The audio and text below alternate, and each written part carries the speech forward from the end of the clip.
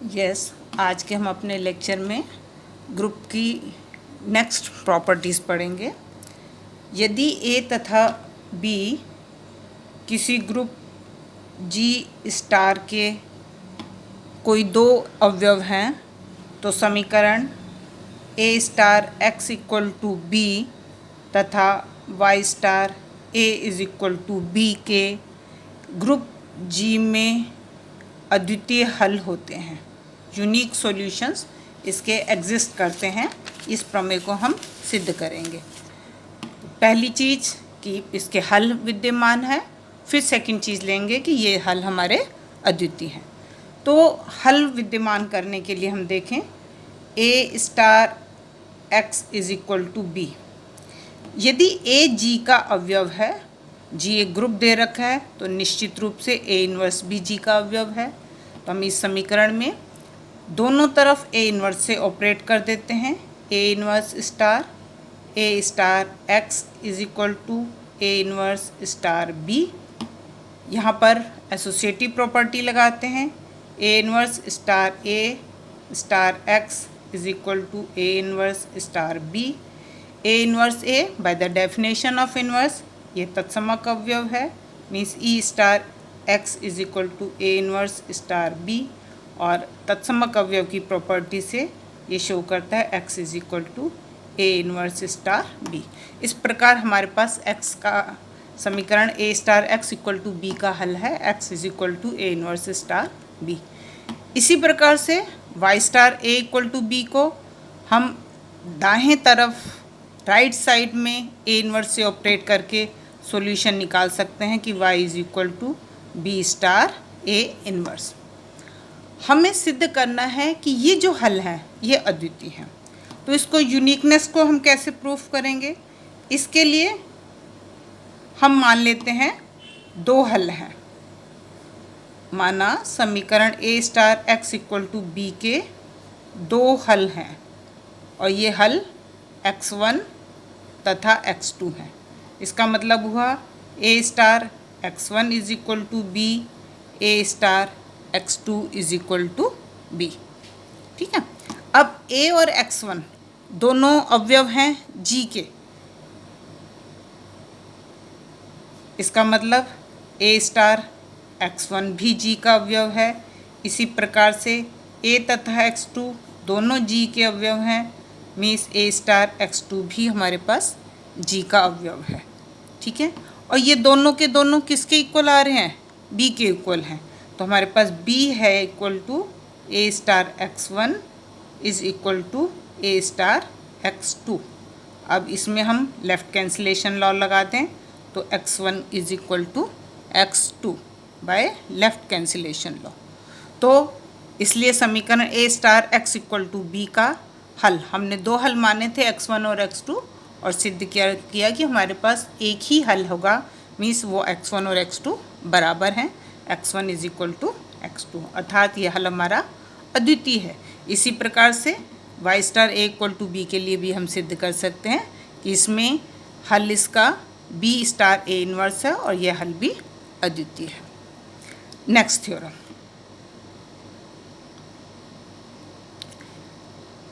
हमने ग्रुप की परिभाषा पढ़ी कि ग्रुप में हमारी properties, closure property, associative, identity element, inverse और फिर एबेलियन ग्रुप के लिए हमारे पास कम्यूटेटिव प्रॉपर्टी होनी चाहिए।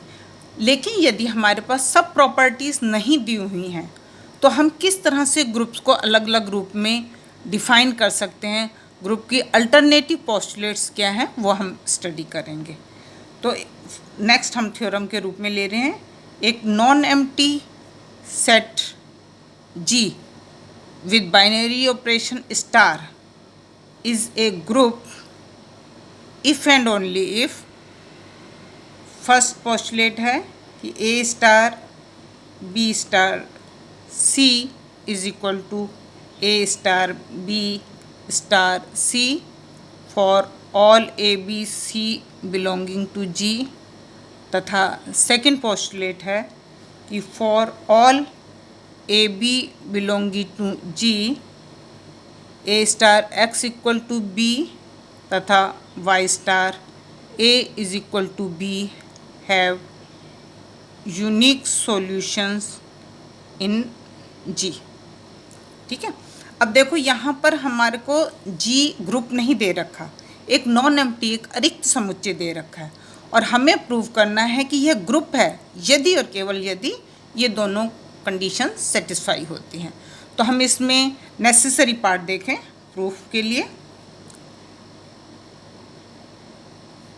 यदि जी ग्रुप है तो bye the definition of group associative property इसमें सेटिस्फाई होगी और कैंसिलेशन लॉ इसमें होल्ड करेगा। अभी हमने cancellation law, not cancellation law, unique solution इसमें होल्ड करेगा। तो इसका मतलब ये दोनों प्रॉपर्टीज़ सेटिस्फाई होती हैं। यदि जी ग्रुप है तो एसोसिएटिव प्रॉपर्टी भी सेटिस्फाई होगी और इन दोनों समीकरणों का अद्वितीय हल है ये प्रॉपर्टी भी सेटिस्फाई होगी यदि जी ग्रुप है। सफिशिएंट कंडीशन देखें। सफिशिएंट कंडीशन का मतलब हमें एक अरिक्त समुच्चय में ये दो कंडीशंस दे रखी हैं और हमको प्रूव करना है कि ये एक अरिक्त समुच्चय एक ग्रुप बनाता है। ग्रुप बनाता है तो देखें हमारे पास प्रॉपर्टीज़ सेटिस्फाई हो रही हैं या नहीं हो रही हैं। पहली चीज़ क्लोजर प्रॉपर्टी, क्योंकि स्टार हमको एक द्विचर संक्रिया दे रखी है, मीन्स क्लोजर प्रॉपर्टी सेटिस्फाई है। एसोसिएटिव प्रॉपर्टी हमको दे रखी है। हमको सिद्ध करना है तत्समक अवयव और प्रत्येक अवयव का प्रतिलोम इसमें विद्यमान है। अब देखिए जी नॉन एम्प्टी सेट है तो इसका मतलब एटलीस्ट वन एलिमेंट जी को बिलोंग करता है। एटलीस्ट कोई एक अवयव ऐसा है जो जी को बिलोंग करता है। ठीक है, तो अब कंडीशंस हमको दे रखे हैं कि किसी भी a b belonging to g के लिए a star x equal to b है, y star a is equal to b है। तो हमने माना कि कोई भी दो अवयव E1 तथा E2 इस प्रकार हैं कि प्रतिबंध सेकंड से a star E1 is equal to a and E2 star a is equal to a, क्योंकि कम से कम एक अवयव है और E1 E2 अद्वितीय अवयव हमने लिए इस प्रकार से। ठीक है, अब जी का एक आर्बिट्रेरी एलिमेंट हम बी लेते हैं। ए एक यूनिक अवयव है और बी जी का कोई भी आर्बिट्रेरी एलिमेंट हमने लिया जी का। ठीक है, तो जो सेकंड प्रतिबंध है उससे हमारे पास क्या हुआ कि a star x equal to b और y star a equal to b, दो अवयव हमारे पास एक्स और वाई इस प्रकार से आएंगे कि जो इन समीकरणों को संतुष्ट करते हैं। इसलिए बी स्टार E1 को देखें, बी स्टार E1 बी की वैल्यू हम सब्स्टिट्यूट कर दें, this is why star a star E1।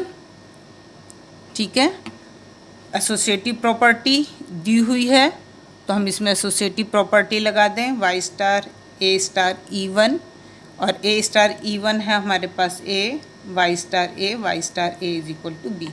तो हमारे पास बी स्टार E1 आ गया इक्वल टू बी। इसी प्रकार से E2 स्टार बी को देखें, ये हो जाएगा हमारा E2 स्टार बी हमारा है ए स्टार एक्स। ये ध्यान रखें कि हमने कहाँ पर कौन सा प्रतिबंध लेना है। देखिए यहाँ पर E1 के साथ जब हमने लिया बी तो हमने वैल्यू ली वाई स्टार ए, क्योंकि E1 राइट साइड में ऑपरेटेड था और हमें ए के साथ इसे ऑपरेट करना है तो ए को हमने राइट वाले टर्म में लिया इधर। यहाँ पर ये लेफ़्ट साइड में है तो एक्स के साथ ए लेफ़्ट साइड में, इसलिए हमने यहाँ पर लिया, इसलिए कंफ्यूज होने की ज़रूरत नहीं है। E2 star a star x is equal to E2 star a star x is equal to a star x और a star x is b. ठीक है, तो इसका मतलब क्या हुआ कि बी स्टार E1 बी के इक्वल है, E2 star b is equal to b के इक्वल है। ठीक है, अब बी हमारे पास एक स्वेच्छ अवयव था, इसको हम इस रूप में लिख सकते हैं, b star E1 is equal to b and E2 star b is equal to b. ठीक है, बी एक आर्बिट्रेरी एलिमेंट है, हम इसको E1 और E2 ले करके इस इक्वेशन थर्ड में रख दें। पहले वाले में हम इसको E2 रख देते हैं तो E2 star E1 is equal to E2 दूसरे वाले में हम b की वैल्यू E1 रख देते हैं।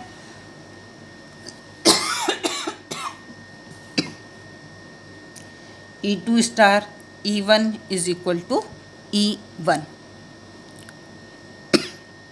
अब देखिए इससे E2 star E1 E2, E2 star E1 E1, तो इसका मतलब E1 is equal to E2, माना इसको हम कहते हैं E। ठीक है, तो इसका मतलब G में एक तत्समक, क्योंकि B आर्बिट्रेरी एलिमेंट था, E एक ऐसा अवयव है कि जब इसको हम B से ऑपरेट कर रहे हैं तो हमें B अनचेंज रह रहा है, अर्थात E इसका तत्समक अवयव है। तो इस प्रकार से ग्रुप में हमारे पास तत्समक अवयव भी विद्यमान है। एसोसिएटिव प्रॉपर्टी तो दी हुई है, तत्समक अवयव भी हमने सिद्ध कर दिया कि इसमें विद्यमान है। नेक्स्ट हमको क्या प्रूव करना है कि प्रत्येक अवयव का प्रतिलोम विद्यमान है। फिर से हम सेकंड एक्सियम से ही देखें। प्रतिलोम के लिए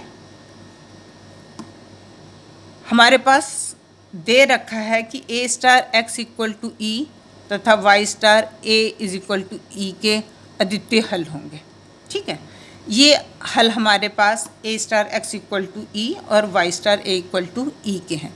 मान लीजिए इन सॉल्यूशंस को हम x node and y node से रिप्रेजेंट करें, तो हमारे पास हो जाएगा a star x node is equal to e and y node star a is equal to e. ठीक है, अब a star x node equal to e को हम लें, a star x node is equal to e, इसमें हम operate कर दें y नोड से।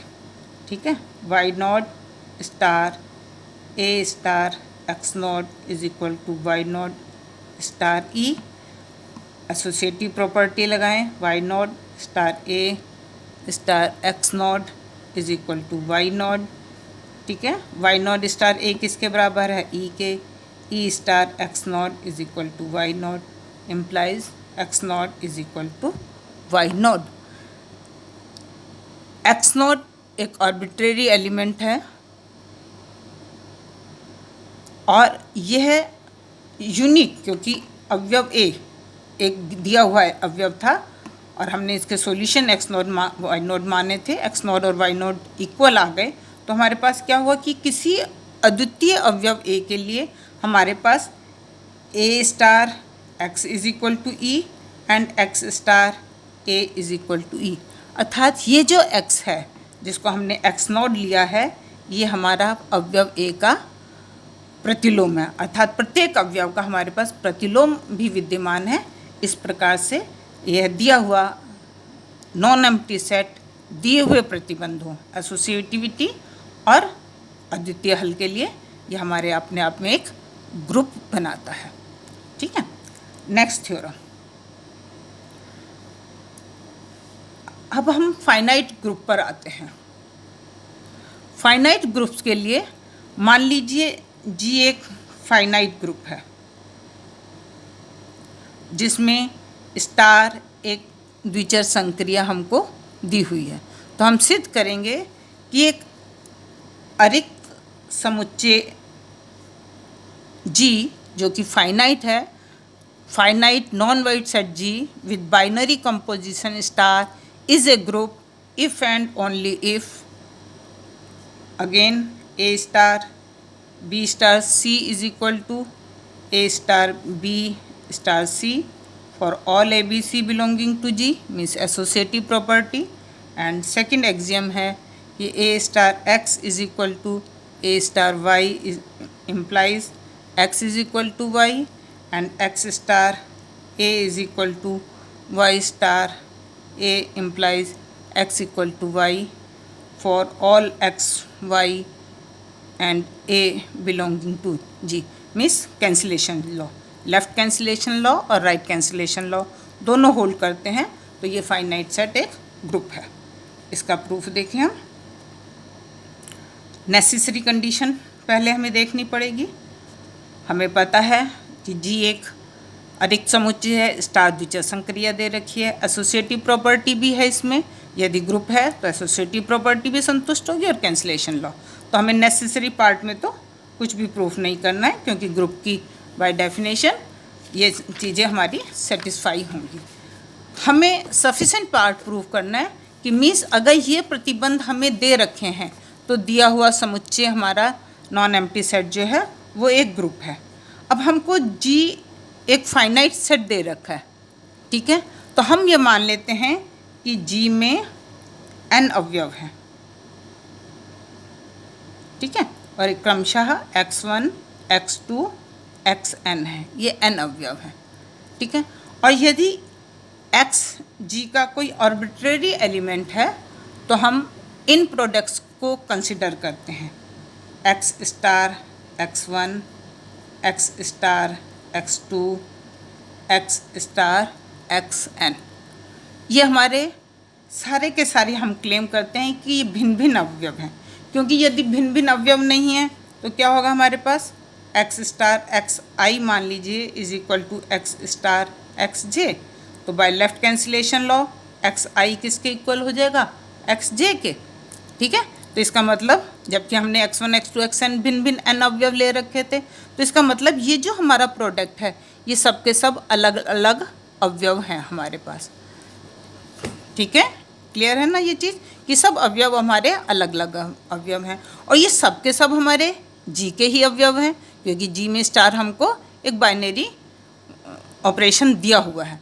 तो इसका मतलब क्या हुआ कि यदि हमारे पास ए और बी जी के कोई दो अवयव हैं